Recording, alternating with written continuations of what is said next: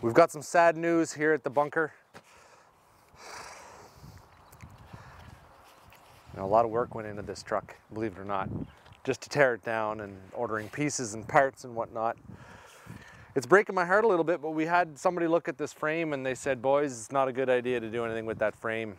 It's too far gone, there's too much rot in it, it's too twisted and bent. Because it had the plow on it, well, who knows what happened, but they must have hit something at a whole bunch of times, like maybe big hard chunks of snow. Twisted all the front end.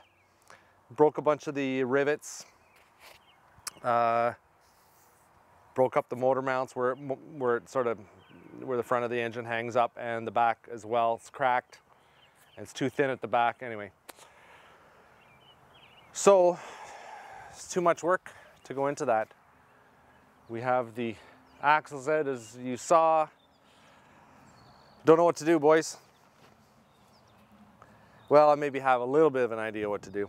This is basically everything off that truck, and I'm just going to keep it all like this. We'll move it up to the property and I'll tarp it, cover it over, and I'm going to keep looking for a frame, a good frame for it. That stuff is still out there, and when I do find something, we'll make it work. We'll put it back together. The good thing is we have a video showing how we took it apart, right? So it's not going to be that difficult, and to be honest with you, these are very simple machines. Now we have a new little something here in the shop. It's kind of bigger, kind of badder, maybe. I don't know what you guys think. They can't see it yet. No? You can't see it yet? Okay, hold on. There's a corner. Okay, hold on. Wait a minute, let me get it through the top here, because this thing is so darn cool.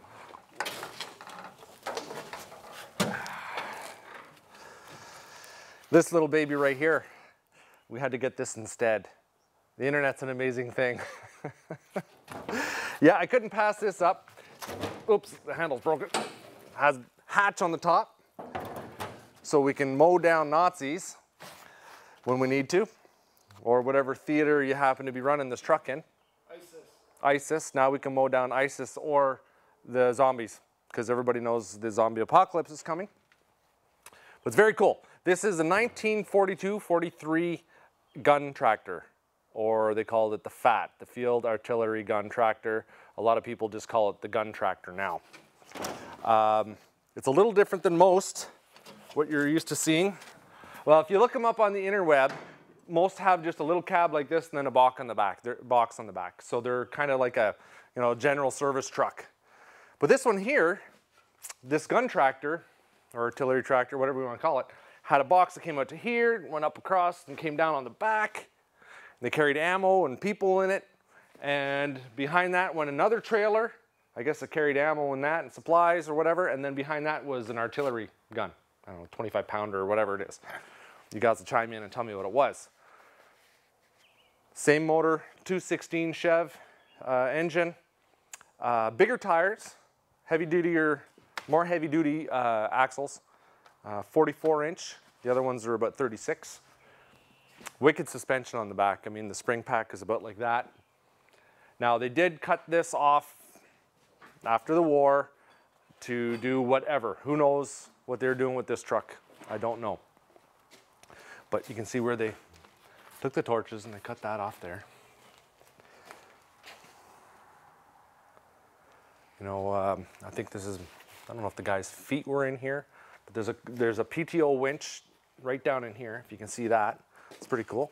So the cable comes out the back, or it can be rerouted to the front as well, which is very interesting. Here's the cable here. But it goes all the way out through the front, and I have the roller fair lead for that as well. When they took the box off, they just put a piece of plywood on the back. Now, as far as what I want to do, maybe I'll just tidy up the cab for now and then work on this back piece later. I think I have a box for a general service kind of truck. I might just put that on meanwhile. We can use the winch for pulling out Arctic cats. Yeah, it's heavy duty winch for Arctic cats and Yamahas. Yeah. What else is neat about that? The box. I'm trying to find a box for it. That's it. Otherwise, I have to reconstruct the whole one from like pictures and what I can find on the internets. I'd rather not have to do that, but you know, that's just the way it is sometimes. Come check out this roller fairlead and the system back here for all this stuff. So you have your pintle hitch right here. And this is where your winch cable comes out. Now those are all seized. And the hitch is actually on this leaf type system right here.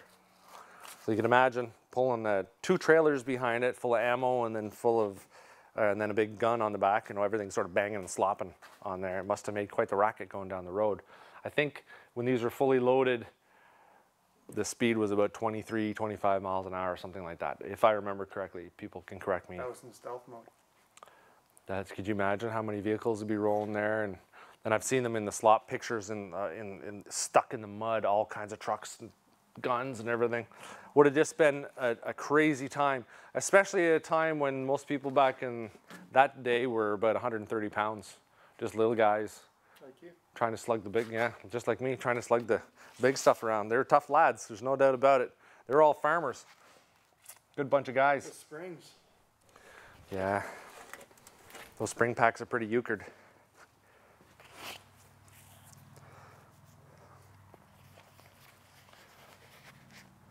We're going to use the 235 package that we have, the engine with the transmission and all that. We're going to get in, hopefully the transfer case is good. Yeah, so I went into this, I started looking at this transfer case. A big chunk of bearing material came out of the drain plug of that. You know, it was used for skidding logs. It is what it is, but there's a lot of play in there. And it's about 800 bucks just for the parts to rebuild that, if the gears are fine and the shafts are fine. That was kind of like putting everything together, fixing that other truck up. A lot of guys who rebuild these trucks, restore them, they've got several. You just don't generally get one and then rebuild it because it's you need parts. That's where we're at. So we're right down to this baby, right back to where we started. You gotta love that, eh, Jamie? This one has windows. So this had a plastic film on it. It's all broken. And a little flap here. You can just reach in and open up the doorknob. It's actually not in that bad a shape. A couple little rust patches here. Oh, maybe a little bit there. But we have another cab for it. We got a spare cab when I bought it. So the other door might be a little better. But look how much roomier this cab is than the other one.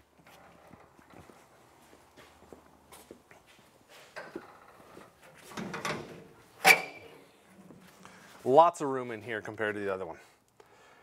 I was checking one out the other day, fully restored, like my other one, the Cab 11 or Cab 12, and there was, I don't know how big people could have driven it. It just doesn't make any sense. No. There's a gun. There's a little bracket to hold a gun right there. On your side too. Oh, that's fire extinguisher. Yeah, it's a fire extinguisher there. So you can see the old bracket there. Pretty sure that's what that is. We've got a wooden steering wheel with a horn. Oh, it just even got worse. Sorry for the camera. It looks kind of weird on the screen, so there might be something going on with that. Not quite sure, but it is what it is. It's been damp in this garage. So that's how you get in to check your rad fluid, I guess, suspect. These windows are pretty cool. They pop open, so you can get some airflow in there. And there are also these little foot vents right here that I don't know if it'll open or not. It might be seized up.